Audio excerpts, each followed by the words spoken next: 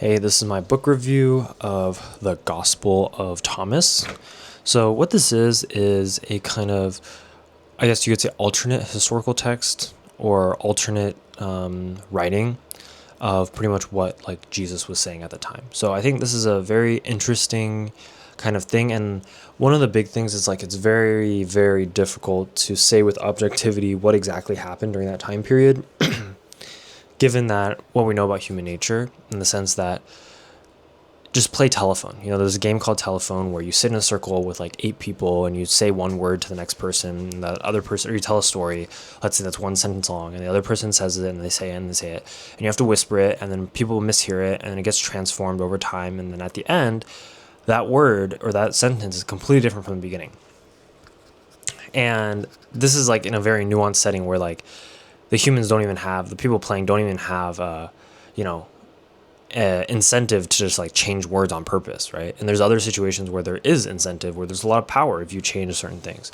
So the point is like this is, you know, maybe this is wrong, maybe the Bible's right, maybe it's the other way around, right? So like who knows, right? But I'm just presenting this because I think it's a very interesting way to look at things through a different lens, right? Now, this lens could be wrong, the other lens could be wrong, this lens could be right? We have no idea, and we probably will never know. But I think it's important to even look at things in different ways that could be quote unquote wrong, because there's still something there. And as long as you keep it like in your mind as kind of with a little bit of skeptical thinking, I think it's worth it. So this was very, like I would say, liberating to analyze without having the burden of traditional, like a theological lens to view everything with, right? So you show a lot of the same ideas and like anecdotes and parables that are present in the Bible, but this is in a more non-religious lens, and instead could be more clearly painted as stories to teach generalizable lessons about life, right? So it's I would just say it's very neutral, you could say. He does talk about like the kingdom. He talks about like God a little bit. He talks about like the father and like mother and stuff like that in ways that are very suggestive. And he does talk about like heaven. He does talk about like reaching paradise, right? But I think in this kind of way it's written down, it is more on the edge of saying, well, there's not really a clear line of him saying like this is the only kind of truth, this is the only kind of, you know, thing, right? I think it's more because the thing is like what he writes is very ambiguous. He's like, this is happens a lot of like old kind of writing people, because like I don't know why, but like back then, I mean, this is also probably a translation. Yeah, it is a translation, but like there's just a lot more ambiguity. And I think that's important because it allows you to wrestle with things and ask like, what did he really mean? And the problem is, I think when you wrestle with this and you ask what did he really mean, but when you only look at it through one lens, right, you don't get as much out of it.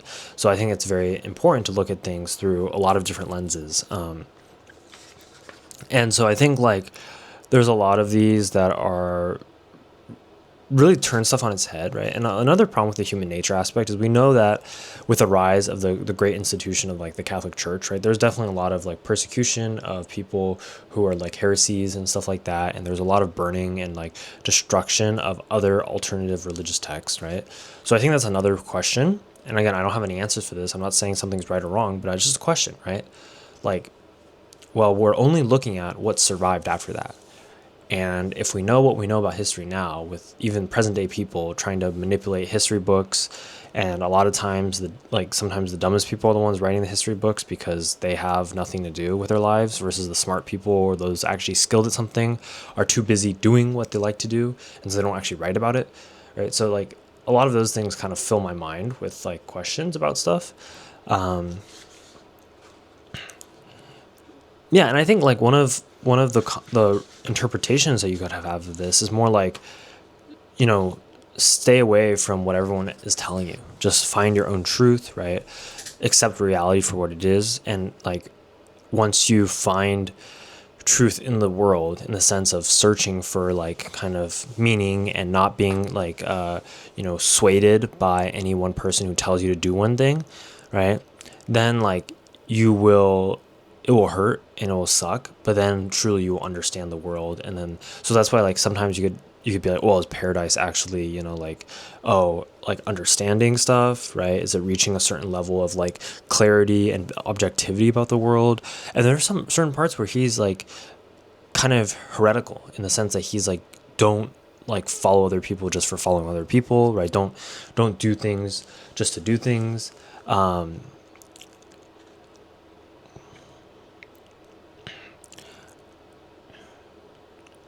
Yeah, so it's definitely like it's yeah. So for example, right? Like he says, when you see one who is not born of a woman, prostrate yourselves on your face and worship him. That one is your father, right? So this is a very contradictory statement because it's like, okay, who is on this earth that's not born of a woman, right? That's no human, right? And then you could say, well, that means like Jesus, right? Because he's supposed to, according like to the biblical religious text, right? He's supposed to come from heaven and all this stuff, right? But then you can also be like, well, what if he's saying don't worship any like Roman government, right? Because I think at the time, or like around that time period, right, you have this really big, really complicated, really like sophisticated like government system, right, back then. And so it's like, what if he's just saying don't worship other people, right? And then sorry, let me look through some of my other handwritten notes here.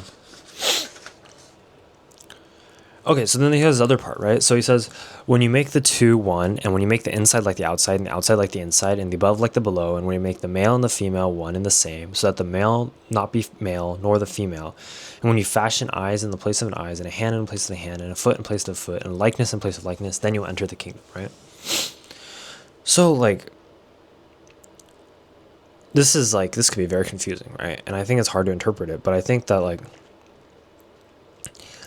there's a lot of emphasis on like, oh, you like, let's say in other religious texts, right? Like, oh, you have to believe in him, right? But then like, what if this is kind of saying you have to reach like, what if the kingdom is like a level of understanding about the world, right? When you make the two one, when you can see other people's perspectives, when you can have a tremendous empathy for other people, when you can put yourself in the position of multiple people and see an issue, then you will understand the world, right? When you make the two one, when you make the inside like the outside, right? And so like another connection is at the very end, he has this kind of quote, right? Or like part he says, where pretty much like it says, Peter said to him, let Mary leave us, for women are not worthy of life, right? Which is obviously like a very, terrible kind of thing to say. Then Jesus responds, says, I myself shall lead her in order to make her male, so that she too may become a living spirit resembling you males. For every woman who will make herself male will enter the kingdom of heaven. And I don't think this is any like, transgender or whatever. No, I think what he's saying is like, in my opinion, is like, oh, I will make her understand the other gender. And once she can put herself in the shoes of the other gender and understand it, then she will reach a new level of understanding about everything. And that is how you enter the kingdom. So I think if we take that back to the paradox thing, it's like when you make the inside like the outside, right? It's like when you understand the reality that we see is not necessarily like the true reality, right? That there's sometimes like illusions and things, and like we put our imagination towards things, and so like just like kind of that could be liberating when you realize that, and that could be the like key and direction to go. So like my point is like that's like one example of how very paradoxical, heretical, and contradictory this kind of thing is, and kind of these writings, right? Yeah, and then there's this other thing, right? So okay, he says, whoever blasphemes against the Father will be forgiven, and whoever blasphemes against the Son will be forgiven, but whoever blasphemes against the Holy Spirit will not be forgiven either on earth or in heaven. So this makes no sense because typically in Christian religion you have the Father, the Son, the Holy Spirit, and they're the Trinity, right? But then here this is saying like, something else, right? And so there's a lot of more focus on the Spirit, and the question is like, is that the internal human spirit, right? And like, or whoever denies our inner truth and being as humans, right, will not be forgiven. Is that what it's trying to say? So it's very like, very kind of interesting there too. And like you're allowed to have, I guess, a lot more of these different perspectives when you look at through a more open lens.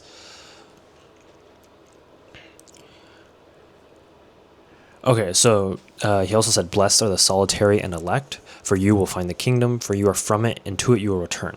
And so this was kind of the thing like, oh, do you need to be separate from others to find truth? Is this a lonely path because the majority of people are not going to be able to find this quote-unquote truth or enter this quote-unquote kingdom, right? And I think that's something you do see, right? Like all the people who are like proclaiming truth today, like if they're actually proclaiming truth, right, it's very, they're on the sidelines. Like they're not majority, right? Because majority of people just like lie, cheat, steal, make stuff up, like don't really care about stuff, right? So it's like very, very different, right? And I think there is a distinction there for sure.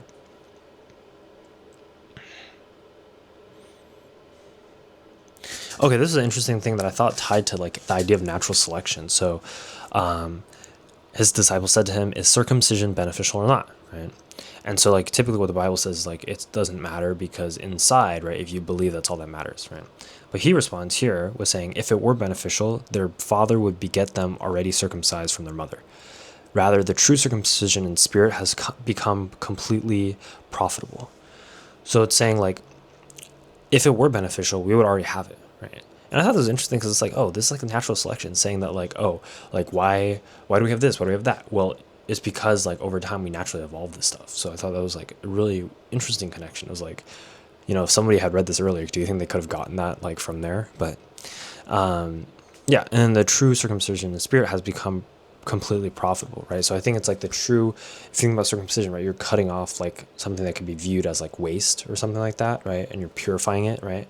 So it's like, okay, if your spirit, right, if you cut off, part of the self that's like kind of denying things or not really looking for the truth or not really like, looking for knowledge and seeking understanding, right? Then like that'll be something much, much different, right?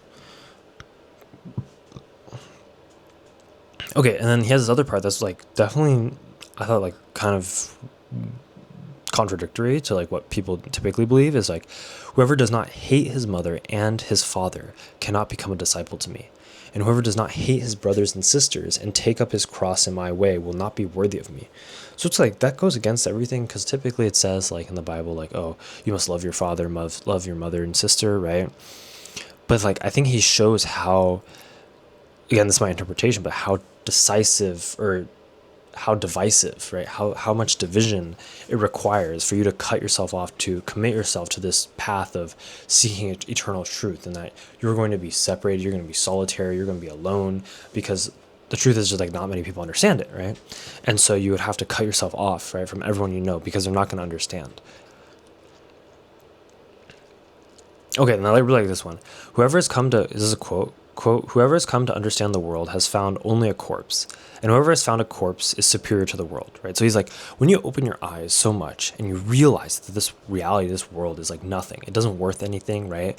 Then like you'll understand that, oh, this is what the world is, and like you can be objectively step back from it and view it in that light and realize that there's nothing here in this world.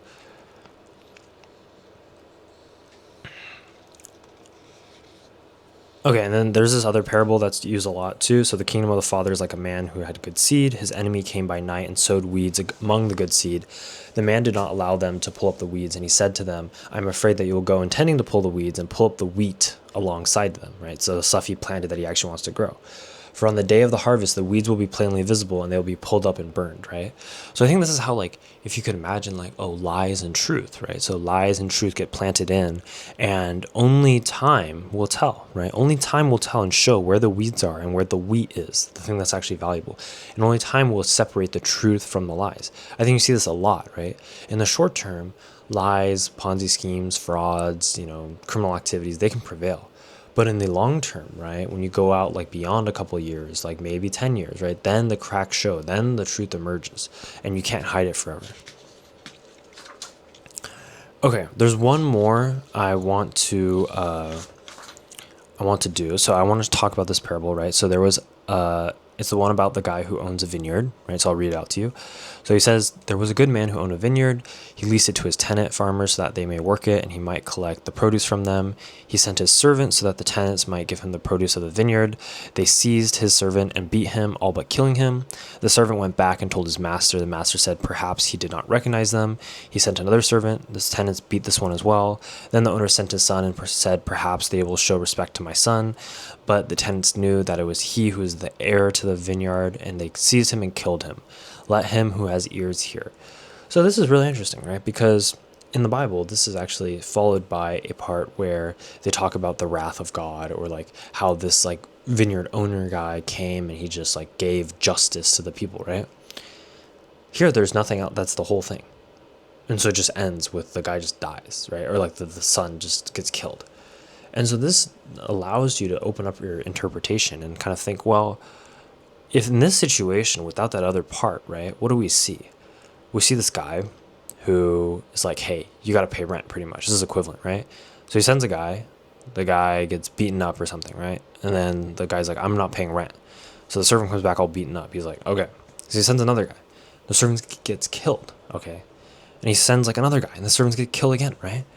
And so like, what do we see here, right? And then eventually sends his son, and the sons get killed, right? We see this repetitive behavior that is having the same output, the same results from the behavior, right? And so you're going to say, like, I mean, this could be controversial, but it's like, they're not learning. He's not learning from his actions. He's not realizing, oh, there's cause and effect going on here. If I keep doing this, they will keep doing this.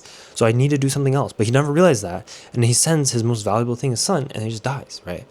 And so it's like, it's kind of, in a sense, painting the vineyard owner in stupidity, in the fact that he doesn't realize what is going on, right? He cannot see that people are not going to change in these like multiple instances that has like proven that they're going to act in this way. And I think this is a very, very different interpretation than like what, mainstream people would, from the other part that has the end where there's justice served, right? Because in this case, there's no justice served. And so it's like very interesting food for thought, and that's why I think this, in my opinion, this is much more useful, in my opinion, than like Meditations by Marcus Aurelius. Because I think a lot of this stuff is very practical. It's very easy to wrestle with, but it's also in a format that's like, I don't think it's so disjointed all over the place. Like, I really did not like how Meditations was like this is still in a list format, but this is like supposed to be in a list format. Like, this is supposed to be like one idea that you mull over and then move on to the next one. I feel like the Meditations was like monologue and then just like very confusing, and then he delves off into like weird like psychological things, weird like law things, weird like practical things, just like all over the place. And I think this is more like consistent in a sense of like, oh, this is a quote. These are a selection of quotes, right? Versus like, and they have some sort of progression or structure, or at least they're enough to stand on their own, right? And you can still understand them. You can still break them down. So, yeah.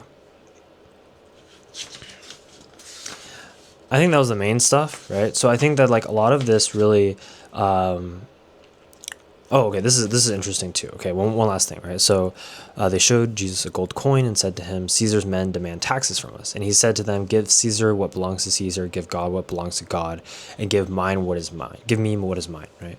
And then you could interpret this in a different way of like, oh wait, this is like, isn't this the sign of just like free will, right? So like, the free will should be respected of each person in the sense of like, oh, Caesar, whatever he has, give it to them, right?